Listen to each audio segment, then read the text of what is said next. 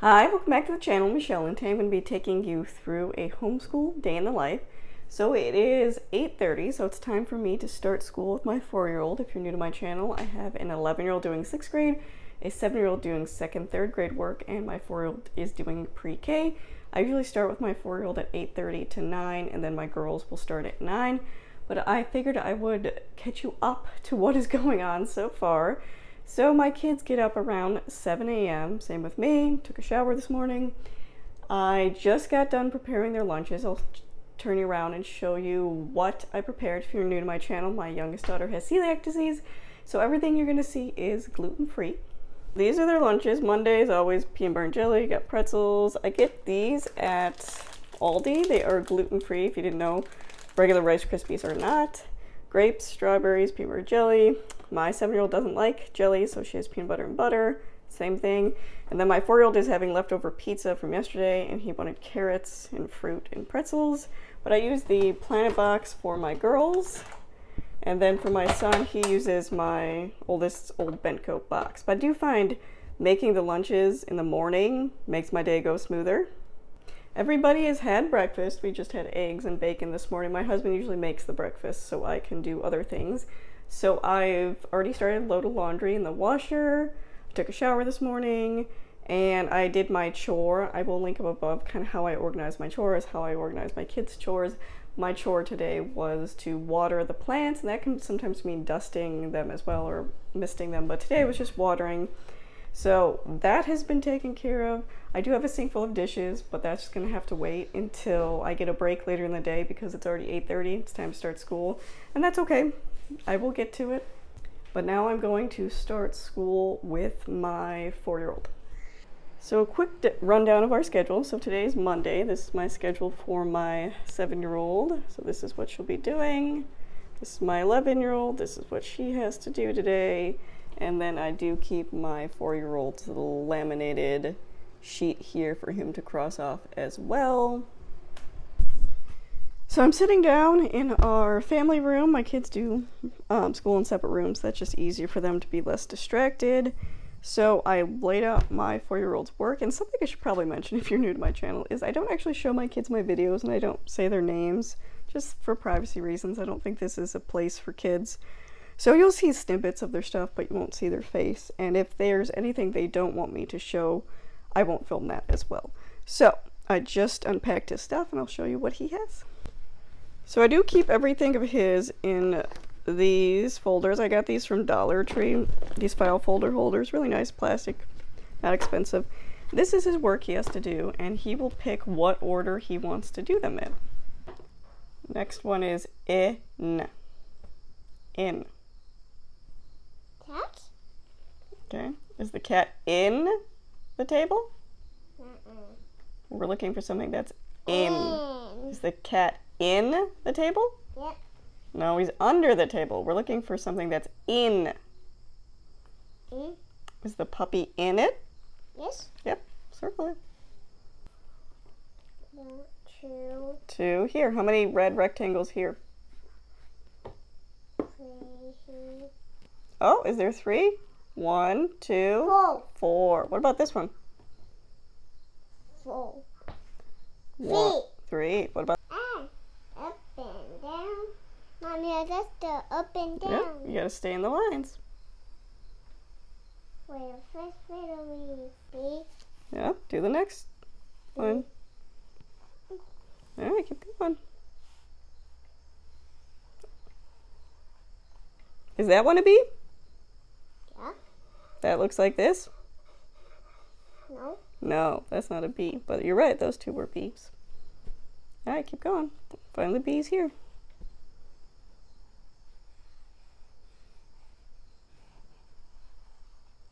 So for this is phonics practice and beginning reader. So I got this years ago when my oldest was little from the Target dollar section. So he picks a picture and then we segment it. So pa, e, ge. Pa. Is that pa? Pa. E. G. P, E, G. pig. Very good. So he's going to do some handwriting practice. He's working on X right now. He does have a worksheet that has his name on it as well that he will practice on a daily basis, but I'm not going to show that because I don't share his or any of my kids' names or, you know, personal information like that on this channel. It is 9:03. My 7-year-old decided to start already. So she has finished her handwriting, which is just a page of this. We will do math together, so she has to wait for me on that. So since she has a little time and I'm not done with my son yet, she's going to do one of her Math Mammoth review sheets while I get things ready for my 11-year-old. All right, my 11-year-old is getting started. She's reading her book for health. She has some independent work she can do, editor-in-chief, capitalization, punctuation. We'll do math together. She has some reading and lighting literature to do. On the other side of the room, I have her stuff set out for IEW, and then I will load up on my computer Phonetic Zoo, and she can do whatever order she wants for these things, but they are all set up in their area for her when she's ready. So I'm doing core knowledge with my son, and I have the teacher guide loaded on my Samsung tablet, and then I have the flip book loaded on my kid's Amazon Fire tablet. And I will make a video showing how I utilize core knowledge, but really the beginnings, you don't really need much, especially with the preschool. It's very classroom centered. So we don't have to do, you know, like attendance and the teacher or the kids' jobs and that types of stuff. But I will do things like handwriting practice. We have our board over here, which we'll go over letters with. We've been working on these letters so far, so we'll quickly go through those and the sounds just for practice. But the thing about core knowledge is you can pull out what you need to from it. So for example, we're going to be doing this. I'll give the beginning sound, that kind of activities, phonics practice, and just go through and pick out what I'm going to be using with it, and then we will go into the actual flip book. What sound does the M make? Good job. Can you do that? Can you try? Good job. That is a tiny one. All right, let's see if you can do this one. What is this? What is that? S. That's a T. Very good. I know you know this one. O. It does look like a circle, but it's also a letter O. All right. Birds. So we've been learning about habitats, right? Yes. This habitat is a pond. Do you remember what a habitat is? What is a habitat? Yep, where animals live. So you said you saw some ducks in the pond. Do you see any other animals? No. Hello there, my name is Tobias Turtle, and I live near the pond. Welcome to my habitat. Today I'm going to explore the many plants and animals that live around the pond. Splash! What was that? It must have been a fish jumping out of the water trying to catch a mosquito to eat. A raccoon has come to the pond to search for food. In the middle of the pond, there's 2 ducks teaching their ducklings to swim. Can you find them? Where are the ducks teaching the little ducks to swim? Very good. Now I'm going to stretch my legs back out of my shell and crawl slowly to the water's edge. Next page. I can see the furry beaver swimming. This one? Yep. Can you see? That's a beaver. This? Yep, that's a beaver. Swimming through the pond, cutting and gathering logs to build itself a home. It uses its strong front teeth to chew on a tree trunk until it falls to the ground. Then the beaver builds its home out of the logs it dragged into the water. What's this? That's the log. It was chewing. Here. It chewed all the way through until it fell over. They must have really strong teeth, huh? Mm-hmm. So that takes us through. We don't do the pond mural, but that would be the activity for today. So that is it. We went through all those pages.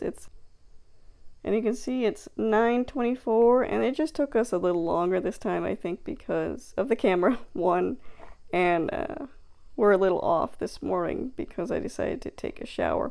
But he got through this entire chunk we just went through, And I did the reading for each of the sections while he looked at the book, and there's questions for him as well as we go through this. So we're going to do calendar, and then he will pick out a leapfrog while I work with my other two kids. So he's going to mark that off while we do days of the week really quick.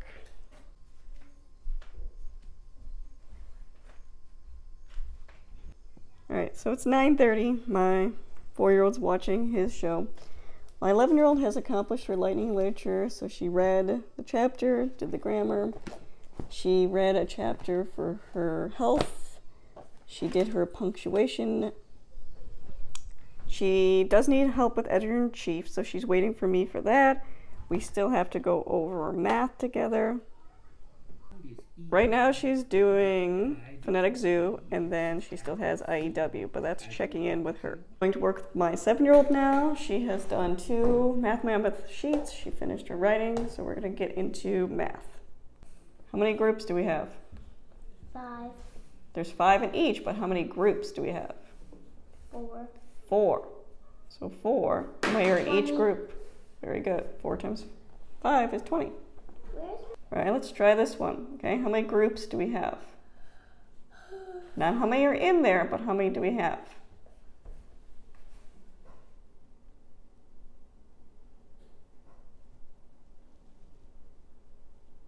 8. Wait. This is a group. 6. We have 6 groups, so we have it right here, right? 6 groups. How many are in each group? 5. So how many do we have all together?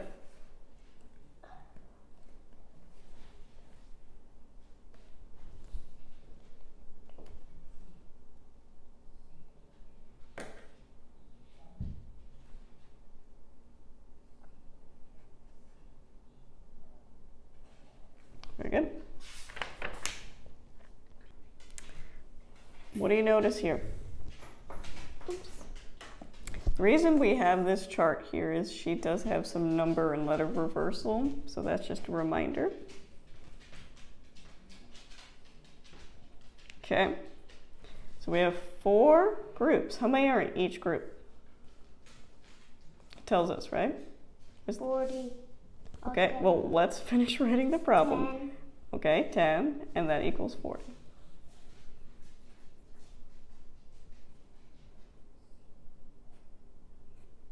Mom. What do you notice? Oh, again.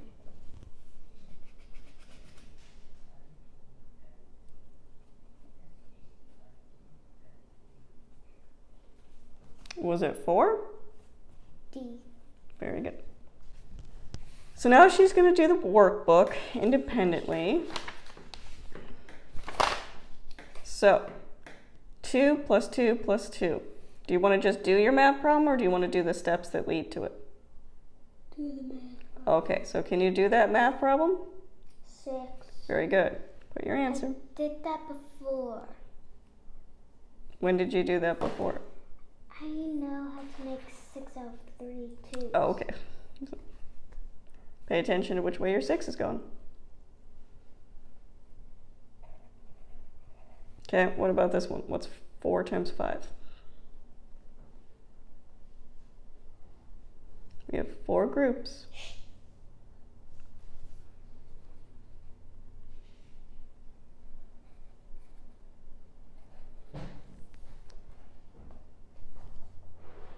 You have 2 groups, 8 each.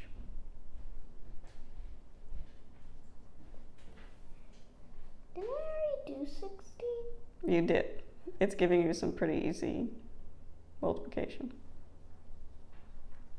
Good job remembering about that 6. So she's going to go through, and I marked here, she's going to do 3 of these problems. She's going to pick 1 of these problems, and she's chosen that problem to do. And that's just because she's getting the concept. I don't feel the need to drill her with it. So she's going to do that while I check in with my 11-year-old.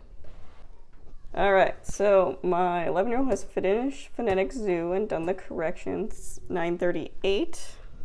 We are going to move into editor and finish up math. All right, so we just went over the lesson. She's going to try one of them by herself while I help my 7-year-old. just checking over her work, and she decided to do all of them. All right, so she's good with math. We're gonna move on to language arts. It is 10 o'clock, so we're gonna do our first language lessons.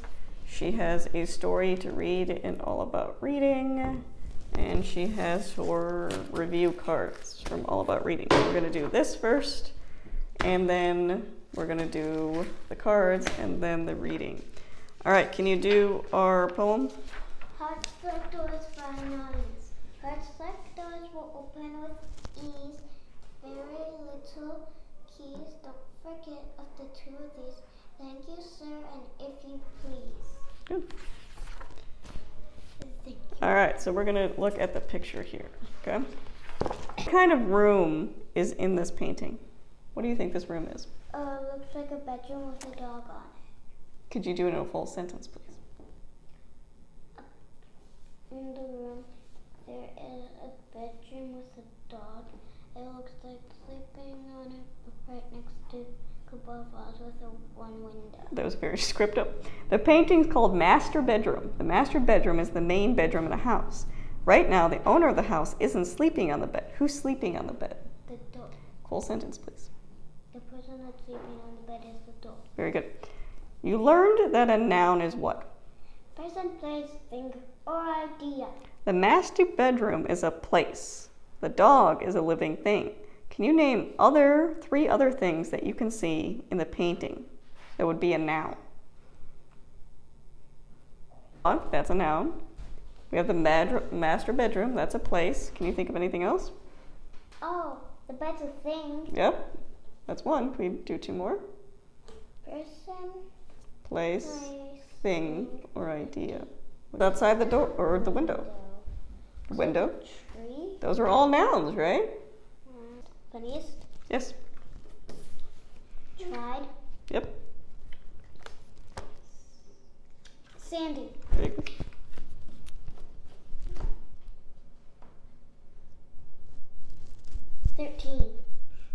Yes. So while my 7-year-old is doing this, my 4-year-old just finished Leapfrog, and it's 10:05. So he's gonna play for a little bit before lunch.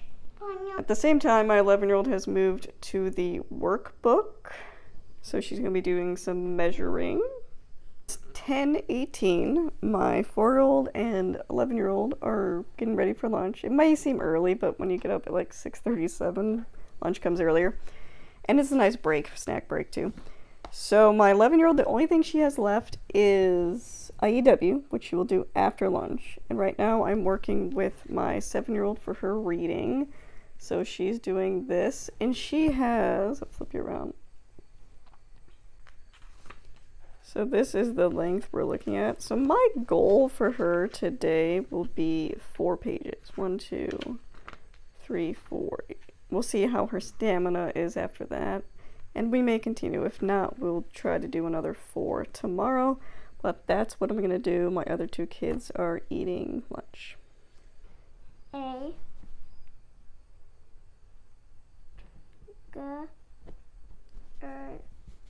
A gray squirrel.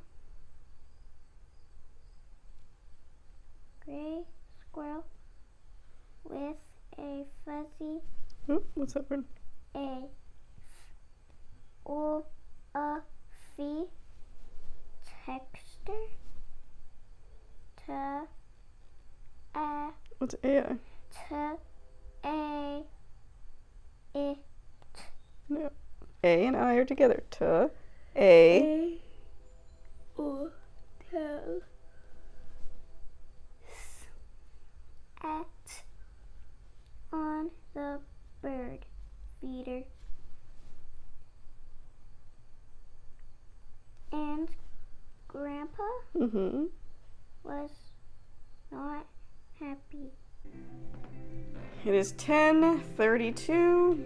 My 11-year-old starting her IEW, so she knows when to stop it. It is 10:37. She's read 3 pages. She has 1 page left. She went to go get a drink of water. It's important to know when she needs to get up and move to kind of re-wake her brain up. If you did not know, my 7-year-old has ADHD, and reading has been a struggle for her. So she's doing really well, but she needs to start, learning when that break needs to happen. When she's struggling or frustrated, she needs to get up, move her body. So that's what she's doing right now. All right, it is 10:50. My 11-year-old has finished her IEW. She has free time for now because I still have to do the rest of language arts and Spanish with my 7-year-old. So my 7-year-old finished reading at about 10:45. And then I switched laundry and I got myself a snack, and I'm gonna right now turn around and show you what I have to correct for my oldest. During this time, I do like to do corrections on her things she's done independently to make sure she understood it and that it got done. So I have to look over her grammar sheet. I have to look over her grammar for Lightning Literature. I have to look over the workbook that she worked on independently for math. We did Fix It Grammar together, or not Fix It Grammar, Editor-in-Chief together, so I don't have to correct that.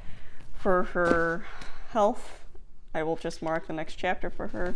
Same with her Lightning Lit Language Arts. I will look ahead to day 2 and mark the appropriate page numbers because she's going to be doing 2 chapters tomorrow, and just change the tabs. But that is what I'm doing right now.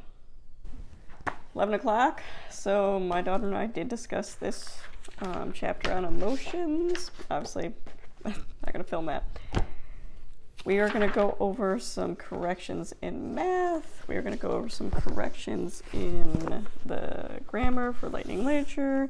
And then there's a couple things I want to point out to her in punctuation, but that's what we're going to do now. My 7-year-old is still eating lunch. My 4-year-old fell asleep upstairs in his room, which doesn't surprise me since he went to bed super late last night, but that's what I'm going to be doing right now. It is 11:15. Finished corrections with my 11-year-old. She's off doing free time until group work.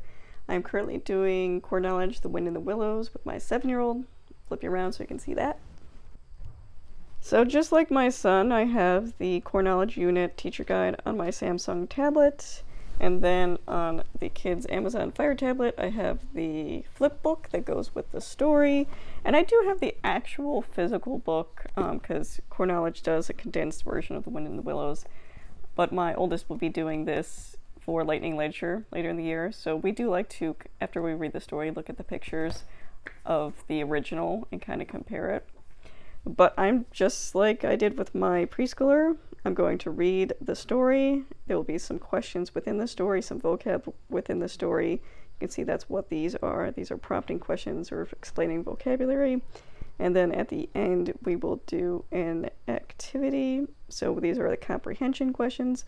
And like I said previously, it's easy to incorporate what I've learned in other things like first language lessons to have her just answer these questions in complete sentences to kind of prep for writing. And then we of course have our vocabulary that we will discuss and practice, and then we will do some beginning writing activity. So we are going to get into that. How does the barge woman discover that Toad actually doesn't know how to do laundry? Because he's doing it all wrong. Yep, and what does she do then? Apparently Toad said it, and then she grabs him by one of his arms, Mm-hmm. this arm and this leg. Mm-hmm. And what does she do? Jump in the water. And then what does he do to get revenge? He steals a horse. He steals the horse. And what happens to the barge woman? She can't steer. Yep. How would you describe Toad? Very cruel. Cruel. Alright, so we talked... The washwoman. Yeah, she was mean too. They were both pretty mean. So we heard in today's story, the barge woman did not want to deprive the washerwoman Toad of the treat of doing laundry. Can you say the word deprive? Deprive. If you deprive people or things of something, you remove it or keep it away from them. If you deprive plants of sunlight, what happens? They die. Yep. So the activity is to do, and I've already printed this out. This is, you get it free from Core Knowledge. So they're going to choose a theme and a character that represents that theme, and then they're going to think of things throughout the story that we've covered so far that represent that. So she has chosen the theme is irresponsibility. Yep. And the character she chose to represent that is Toad. Alright, so I'm going to write the things for her because right now we're brainstorming, and I'd rather her spend her energy on that than trying to write everything down. So can you give me some examples of Toad and how he shows irresponsibility? You can look at the tablet on the previous pictures if you want for examples, but can you give me some examples of Toad and how he shows irresponsibility? Pretending like he's someone else. So how does that show irresponsibility? Because he's not telling the truth. Okay. So he's not very trustworthy. So being a washerwoman, pretending, or lying. He does that a lot, doesn't he? Yes. He also lied on the train. Yep, he lied to the conductor on the train. So examples of that would be washerwoman and the train conductor. Alright, can you think of other times he was showing irresponsibility? He was climbing down a window. Okay, so he doesn't make really safe choices with his body. So, can you give me some examples of that? Do you remember why Mole and Rat were upset with him and had a talk with him? What? Yeah, what sorts of things was he doing? He was being bad. How was he being bad? What was he doing? He kept on giving up on stuff and getting more. Okay. What is something he kept, what is one of the things he was really interested in? Cars. Cars. Cars. And what did he do with that car when he got it? Do you remember? When he first got the first car, what happened to the car? He was really excited about it. He bought an expensive car, and then what happened to it? Broke? Yeah, he crashed it. That's not safe, right? Okay. How does that make him not responsible? Because he accidentally said something to the person that will not enjoy that. Okay. So he has lots of things. His father left him lots of money, right? Mm-hmm. Is he being careful with that money, or is he spending a lot of it? And that's something Mole and Rat talked to him about, right? That he's going to run out of money. Why is that irresponsible? What happens if he runs out of money and keeps just buying things he wants? He won't have any money to live. Okay. Any other examples you can think of Mole showing irresponsibility? Mole? Or sorry, Toad showing irresponsibility. No. No, I think that's pretty good. It is 11:42. We're going to do Spanish right now. She's going to go over her flashcard she's made. And then today we're just going to be practicing saying the date. Diciembre. December. Octobre. October. Septembre. September. Agosto.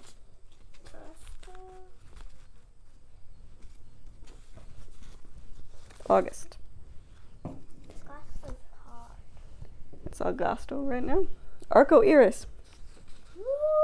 Arco-iris rainbow. Die.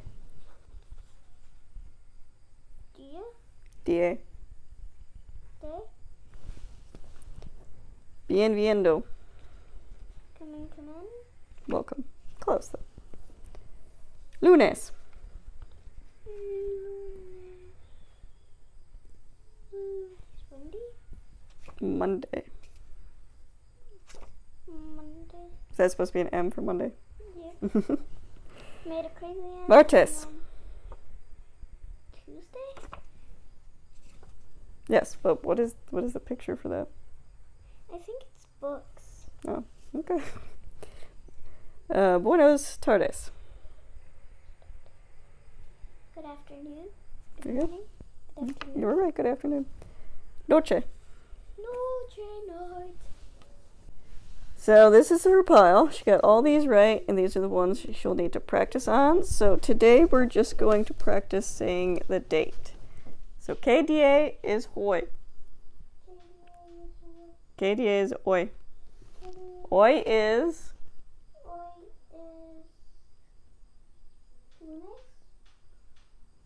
C. What's the number? Do you know how to say 19 in Spanish? 19.